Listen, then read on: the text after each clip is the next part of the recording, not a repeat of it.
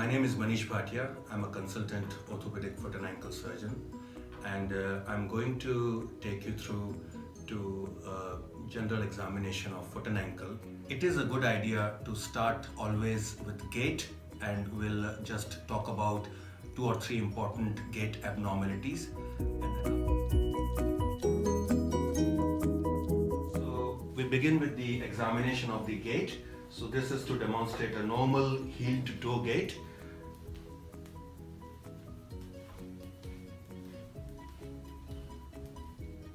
Now this is the most common pathological gait, which we refer as antalgic gait. So somebody has got pain and they're walking with a short stance and a short stride.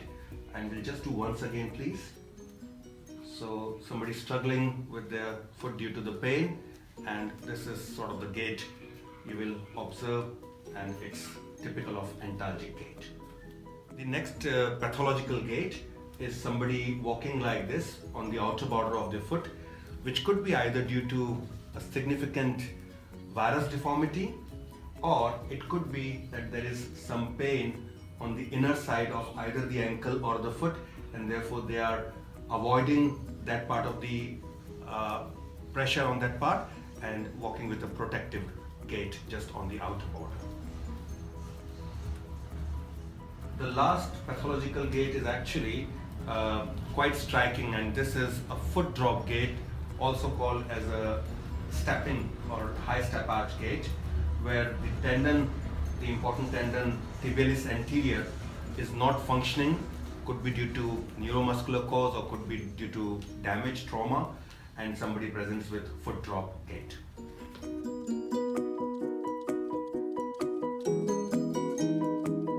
So now we are starting with the examination of the forefoot, and just starting with the inspection of the forefoot, looking for any obvious deformity. The big toe, whether there is a bunion here, and usually with bunion there will be a hallux valgus deformity like that. Is there a bump around this part of the foot, and that usually reflects arthritis of this joint, first MTP joint, also called as hallux rigidus.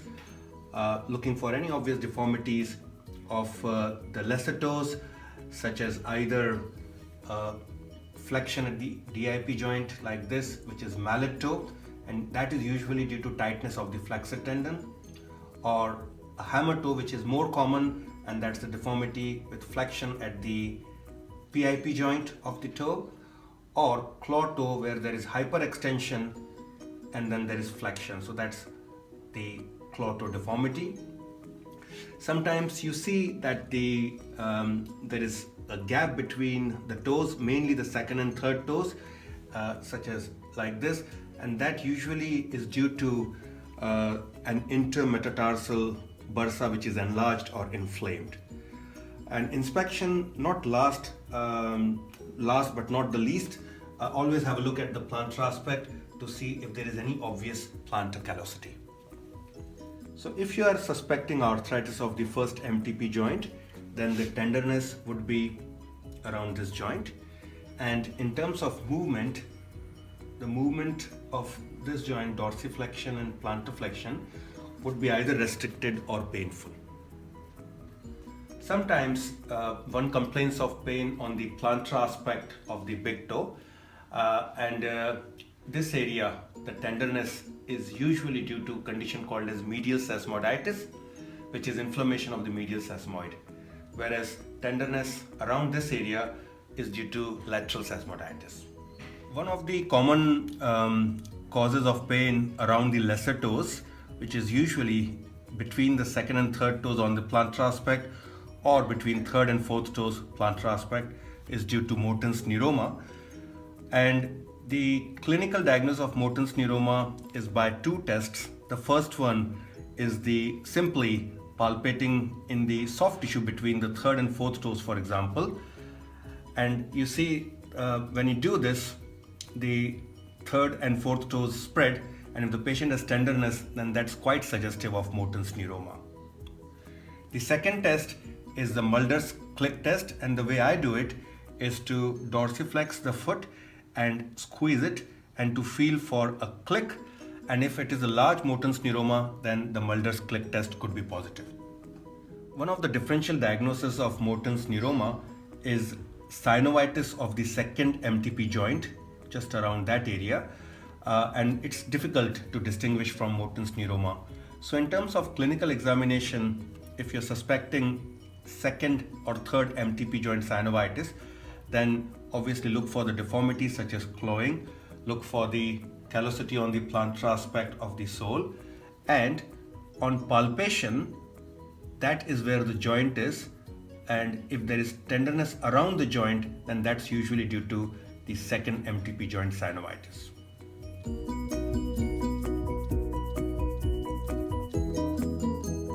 So examination of midfoot, the commonest problem in midfoot in terms of pain is pain around this region, and that's usually due to arthritis of the second or third tarsometatarsal joint.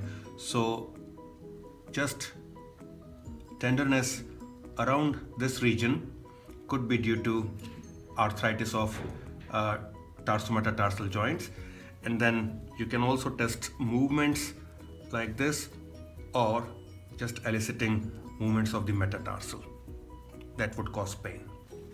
The other area of tenderness in the foot could be here, and that's usually in females, and that to younger females, maybe adolescent females, and that's due to a problem called as accessory navicular, which is due to an inflamed extra bone in the foot.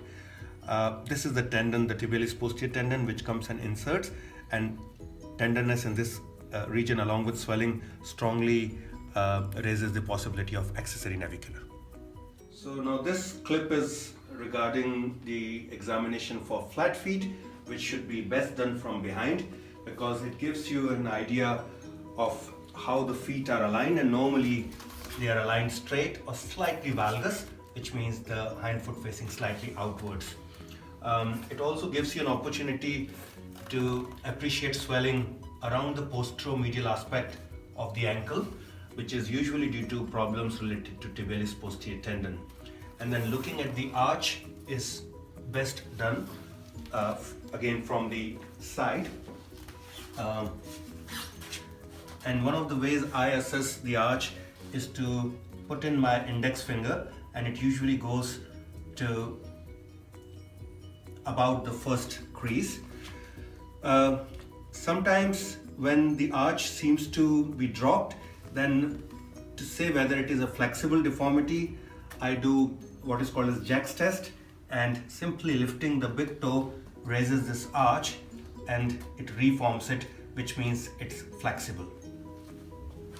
The other test to exclude a pathological flat feet is to ask the patient to go on their tiptoes and just look at the heel, which should go in slight inversion like this, as well as the arch restores. So therefore this is a flexible or physiological flat foot deformity. So if you're suspecting a pathological flat foot, the most common pathology is tibialis posterior dysfunction, and it would be, in addition to doing a bilateral heel raise, it will be useful to ask them to do a single heel raise and repeated single heel raise. And if they are able to do about 5 times in quick succession, then that is quite reassuring that the tibialis posterior tendon is functioning well. This clip here demonstrates what is called as too many toes sign. So as you see on the right side, you can see lots of toes, and this is usually due to valgus deformity, and this is again secondary to tibialis posterior dysfunction. So another sign which is quite easy to see.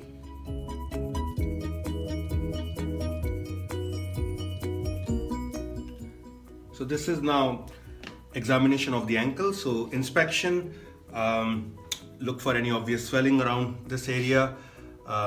This is medial malleolus, this is lateral malleolus, tendon running behind the other peroneal tendons, and any tenderness around that can reflect peroneal tendonitis or tendinopathy. This tendon is tibialis anterior, and that along with the tendon at the back of the medial malleolus is tibialis posterior. So in terms of the ankle joint, this is where the medial aspect of ankle is, and this is where the lateral aspect of the ankle is, and any tenderness around these areas is due to problems to the ankle joint. So movements of the ankle, best to ask the patient to do active movements, just moving the ankle up and down, so dorsiflexion, plantarflexion, and passive assessment of movement is just holding it like that, and that's dorsiflexion and plantarflexion occurring mainly at the ankle.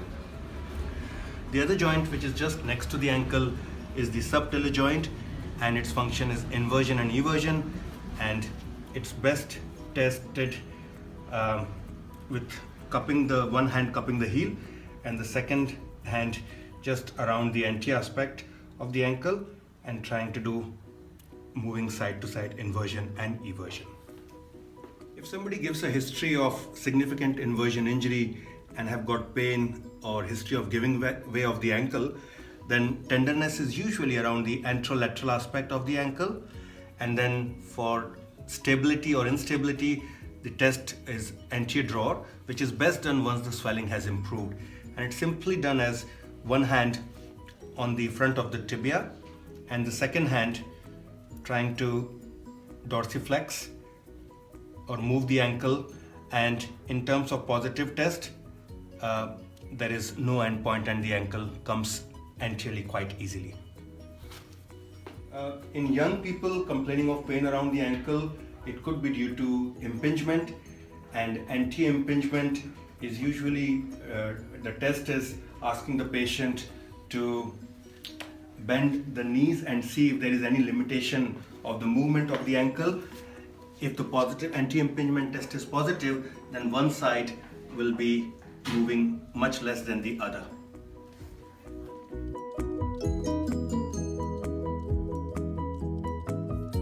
Examination of the Achilles tendon is best done with the patient kneeling on the chair.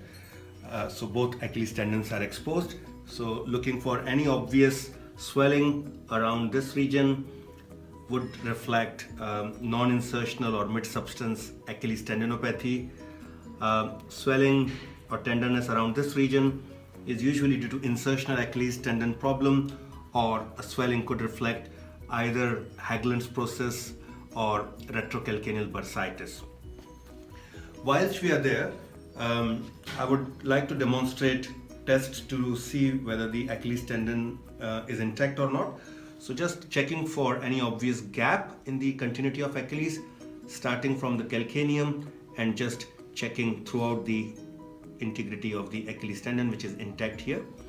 And the most important test is the calf squeeze test, where you just simply squeeze the calf and look at the plantar flexion of the foot, and this indicates that the Achilles tendon is functioning well. One of the differential diagnoses of pain around the back of the ankle, usually seen in athletes or dancers, is pain due to secondary to what is called as posterior impingement, and the pain is due to an inflamed os trigonum or inflammation of the flexor hallucis longus. And the simplest test to rule this out or confirm this is what is called as posterior impingement test.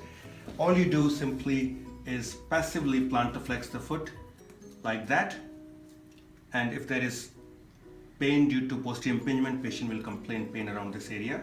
Also palpate around this region, and tenderness due to os trigonum would be elicited around this region. And the third thing is just moving the big toe back and forth, and if you're stretching the tendon of flexor hallucis longus, then pain will be on passive dorsiflexion. Hope you found this video for foot and ankle examination useful. We have just launched this new book called An Orthopedics Guide for Today's GP, and this has covered not only foot and ankle but everything else you need to know in orthopedics. Good luck and thank you.